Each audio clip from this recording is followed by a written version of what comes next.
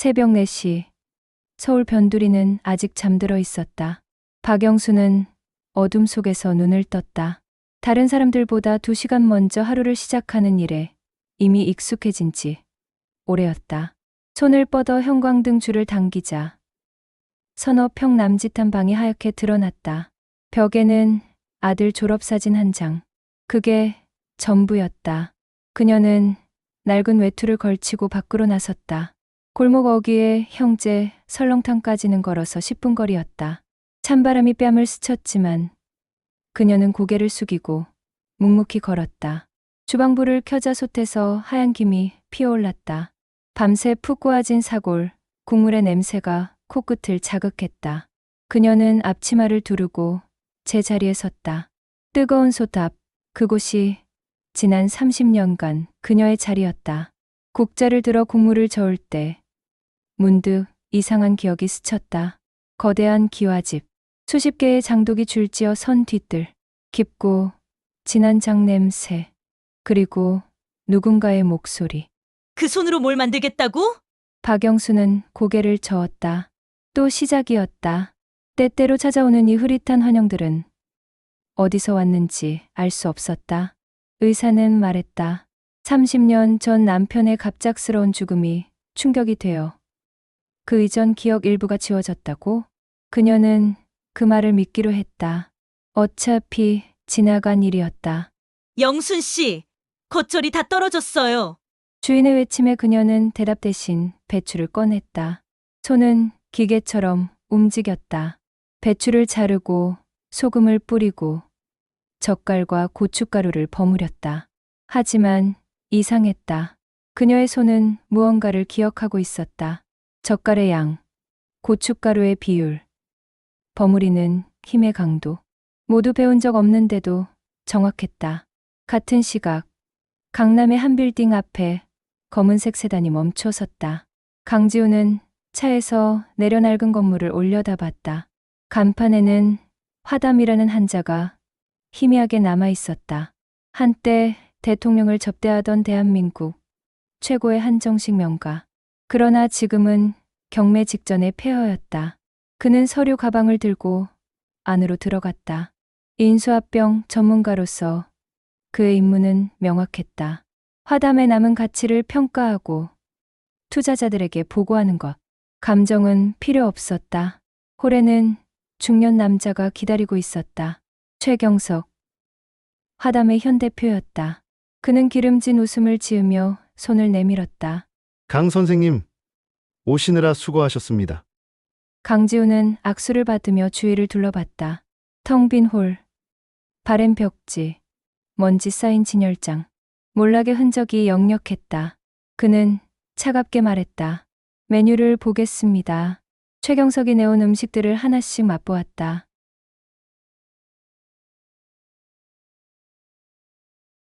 신설로, 갈비찜, 전복죽, 모두 겉만 번지르르했다. 양념은 자극적이고 육수는 깊이가 없었다.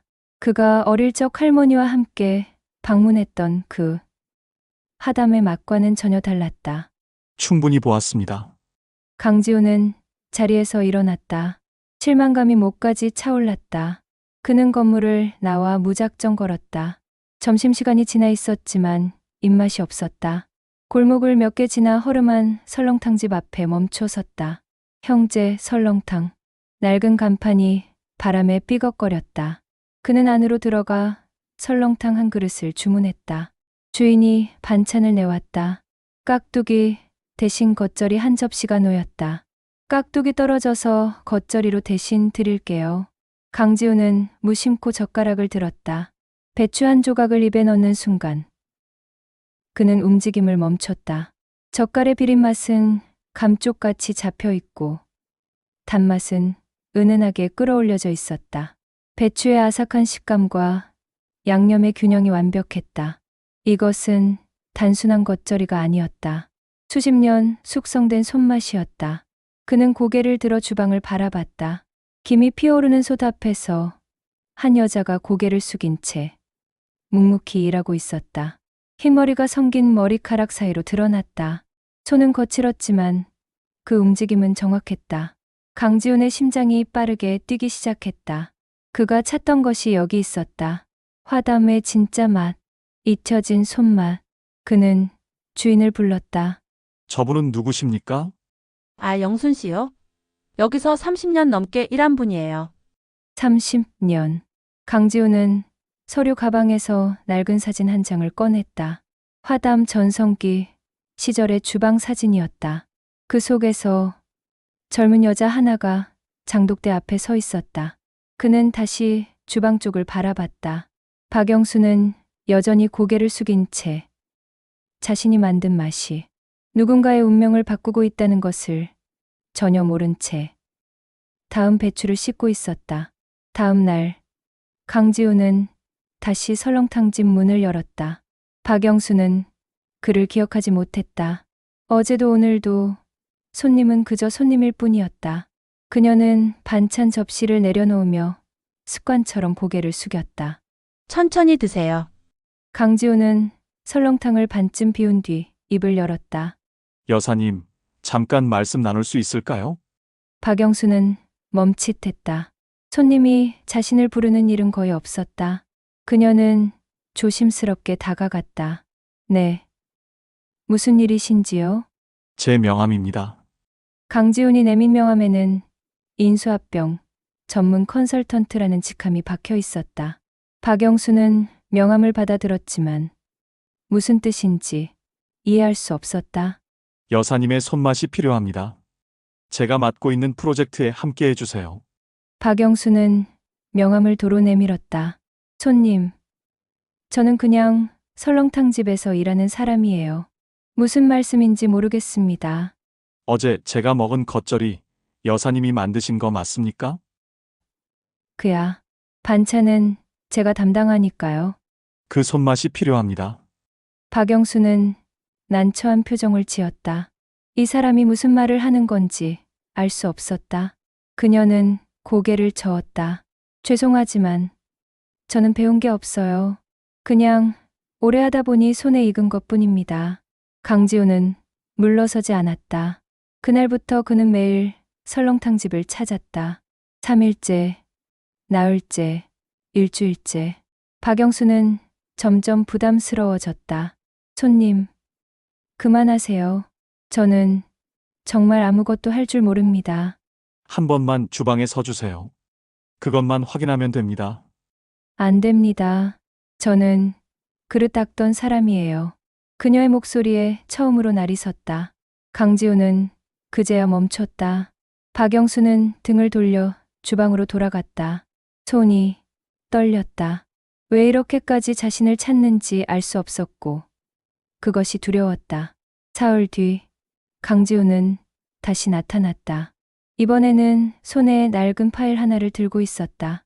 마지막입니다. 이것만 보고 가겠습니다. 박영수는 주방 밖으로 나왔다. 주인이 눈치를 보고 있었다. 그녀는 한숨을 쉬며 강지훈 앞에 앉았다. 대체 뭡니까, 그게? 강지훈은 파일에서 오래된 메뉴판을 꺼냈다. 누렇게 변색된 종이에는 손글씨로 메뉴 이름들이 빼곡히 적혀 있었다. 궁중 어만두, 백화 신설로, 삼합 장조림. 그녀가 본 적 없는 이름들이었다. 이것은 30년 전 화담의 메뉴판입니다. 이 메뉴들을 기억하십니까? 박영수는 고개를 저었다. 하지만 묘하게도 그 글씨체가 낯설지 않았다. 어딘가에서 본 것 같은 느낌. 그녀는 메뉴판을 자세히 들여다봤다. 모릅니다. 저는 이런 음식 만들어 본 적 없어요. 메뉴판 하단을 보십시오. 강지훈의 손가락이 종이 구석을 가리켰다. 거기에는 작은 글씨로 이렇게 적혀 있었다. 궁중 어만두 개발 최인희. 박영순의 숨이 멎었다. 최인희. 그 이름을 입 밖으로 내는 순간 머릿속에서 무언가가 깨지는 소리가 들렸다. 날카로운 통증이 관자놀이를 찔렀다. 그녀는 테이블을 붙잡았다. 여사님, 강지훈이 일어섰지만 박영수는 손을 내저었다. 통증 속에서 어떤 목소리가 들려왔다. 인이야, 이 손맛을 잊지 마라. 누구의 목소리였을까? 그녀는 떨리는 손으로 메뉴판을 다시 들여다봤다. 최인희. 그것은 분명 자신의 이름이었다. 박영순이 아닌 잊혀진 이름. 이게 제 이름인가요? 강지우는 조심스럽게 고개를 끄덕였다. 저도 확실하지 않습니다. 하지만 여사님의 손맛과 이 메뉴판의 흔적이 너무 일치합니다. 박영수는 아니 최인희는 명함을 다시 집어들었다. 손끝이 차갑게 식어갔다. 30년 동안 자신이 누구였는지조차 모른 채 살아왔다는 사실이 믿기지 않았다. 어디로 가야 합니까? 화담입니다. 그곳에 답이 있을 겁니다. 박영수는 천천히 일어섰다. 주방을 돌아보았다. 30년간 자신의 전부였던 공간. 그러나 이제는 그곳이 낯설게 느껴졌다. 내일 가겠습니다. 그녀는 앞치마를 벗었다. 떨리는 마음을 억누르며 자신이 누구였는지 찾아 나서기로 했다. 비록 두렵지만 더 이상 도망칠 수 없었다. 화담의 대문은 생각보다 컸다. 박영수는 문 앞에서 한참을 망설였다. 강지훈이 먼저 벨을 눌렀다. 잠시 후 문이 열리고 기름진 얼굴의 중년 남자가 나타났다. 최경석이었다. 어서 오십시오. 강 선생님. 최경석은 박영순을 흘끗 보더니 눈을 가늘게 떴다. 그의 시선이 그녀의 얼굴에 오래 머물렀다. 박영순은 본능적으로 고개를 숙였다. 이분은 누구십니까? 요리 자문을 부탁드릴 분입니다. 요리 자문이라. 저희 주방에는 이미 충분한 인력이 있는데요. 최경석의 목소리는 부드러웠지만 어딘가 날이 서 있었다. 박영수는 그 시선이 불편했다. 마치 자신을 알아보는 것 같았다. 들어가시지요. 안으로 들어서자 넓은 홀이 펼쳐졌다. 텅 빈 공간에는 먼지가 쌓여 있었다. 그러나 박영순의 눈에는 다른 풍경이 어른거렸다. 손님들로 가득 찬 홀. 하얀 김이 피어오르는 식탁. 정갈한 그릇들. 괜찮으십니까? 강지훈이 물었다. 박영수는 고개를 끄덕였지만 손은 떨리고 있었다. 회의실에서 강지훈이 서류를 펼쳤다. 일주일 후 투자자 시연회가 있습니다. 화담의 가치를 증명할 마지막 기회입니다. 최경석이 팔짱을 꼈다. 그래서 이 아주머니가 뭘 하신다는 겁니까? 백화신선로를 재현해 주실 겁니다. 최경석의 얼굴이 굳었다. 박영수는 그 이름을 듣는 순간 가슴 깊은 곳에서 무언가가 움직이는 것을 느꼈다. 백화신선로는 어머니께서 돌아가시면서 비법이 끊겼습니다. 불가능한 일입니다. 그래서 여사님을 모셨습니다. 박영수는 입을 열었다. 저는 해본 적이 없습니다. 시도해 보십시오. 여사님의 손이 기억하고 있을 겁니다. 최경석은 비웃듯 웃었다. 강 선생님, 요리는 기적이 아닙니다. 배우지 않은 사람이 만들 수 있는 게 아니에요. 그날부터 박영수는 주방에 섰다. 낡은 레시피를 펼쳐놓고 재료를 살폈다. 전복, 표고버섯, 은행, 확률, 서기버섯. 각각의 재료가 낯설면서도 익숙했다. 손은 망설였지만 일단 칼을 들었다. 전복을 손질할 때 손이 저절로 움직였다. 칼의 각도, 힘의 강도, 배운 적 없는데도 정확했다. 하지만 문제는 육수였다. 아무리 끓여도 깊이가 나지 않았다. 이상하네요. 분명 이 재료들인데. 당연하죠. 재료가 잘못됐으니까요. 최경석이 주방 문을 열고 들어왔다. 그는 육수 냄비를 들여다보며 고개를 저었다. 이달, 너무 늙었어요. 다시 가져오세요. 조리사가 새 닭을 가져왔지만 그건 역시 문제가 있었다. 최경석은 틈만 나면 주방에 나타나 불 조절을 망치고 양념 비율을 바꿨다. 사흘째 박영수는 주방 바닥에 주저앉았다. 안 돼요. 도저히 안 돼요. 강지훈이 다가왔다. 무엇이 부족합니까? 모르겠어요. 뭔가 중요한 게 빠진 것 같은데. 그게 뭔지 기억이 안 나요. 그녀는 떨리는 손으로 이마를 짚었다. 머릿속이 안개로 가득했다. 분명 알고 있는 것 같은데 손끝까지 닿지 않았다. 강 선생님, 보셨죠? 이 사람은 그냥 설렁탕집 아줌마예요. 바담의 요리를 할 수 있는 사람이 아닙니다. 최경석의 목소리가 등 뒤에서 들려왔다. 박영수는 고개를 들지 못했다. 시연의 전날 밤, 박영수는 잠들 수 없었다. 객실 창문 밖으로 어둠 속에 뭔가 보였다. 그녀는 조용히 밖으로 나갔다. 차가운 공기가 뺨을 스쳤다. 건물 뒤편으로 돌아가자 잡초가 무성한 뒤뜰이 나타났다. 그곳에 장독대가 있었다. 수십 개의 항아리가 세월에 묻혀 있었다. 대부분 뚜껑이 깨지거나 비어 있었다. 박영수는 천천히 걸어 들어갔다. 발밑에서 마른 풀이 바스락거렸다. 장독대 구석, 유일하게 봉인된 작은 항아리 하나가 눈에 띄었다. 그녀는 무릎을 꿇고 항아리 앞에 앉았다. 손을 뻗어 뚜껑을 만졌다. 차갑고 거칠었다. 왜인지 모르게 눈물이 났다. 이게 뭐지? 뚜껑을 조심스럽게 들어 올렸다. 순간 깊고 맑은 향이 피어올랐다. 30년을 응축한 간장 냄새. 그 향을 맡는 순간 박영순의 몸이 얼어붙었다. 머릿속에서 무언가가 폭발했다. 이니야, 이 시간장은 내 남편과 함께 담근 거다. 이것만 있으면 어떤 요리도 살릴 수 있어. 시어머니의 목소리, 남편의 웃음소리, 그리고 장례식 날 충격에 빠진 자신에게 약을 먹이던 차가운 손길. 형수는 이 비법을 감당할 자격이 없어. 이건 내 것이야. 최경석. 그 이름이 선명하게 떠올랐다. 박영수는 항아리를 껴안고 몸을 떨었다. 모든 것이 돌아왔다. 자신이 누구였는지, 무엇을 잃었는지, 누가 빼앗아갔는지. 30년의 안개가 걷히고 최인희가 깨어났다. 동이 트기 전 최인희는 주방에 불을 켰다. 손에는 30년 묵은 시간장 항아리가 들려 있었다. 더 이상 망설임은 없었다. 그녀는 재료를 꺼내 하나씩 다듬기 시작했다. 전복을 손질하는 손길이 달랐다. 표고버섯을 써는 칼날이 정확했다. 모든 동작에 확신이 담겨 있었다. 잊었던 몸이 기억을 되찾았다. 육수가 끓기 시작했다. 그녀는 시간장을 한 방울 떨어뜨렸다. 순간 주방 전체에 깊은 향이 번졌다. 30년의 세월이 국물에 스며들었다. 누가 주방에? 최경석이 문을 열고 들어오다 멈춰섰다. 그의 얼굴이 하얗게 질렸다. 형수, 최인희는 천천히 고개를 돌렸다. 그녀의 눈빛은 차갑고 단단했다. 오랜만이구나, 경석아. 어떻게?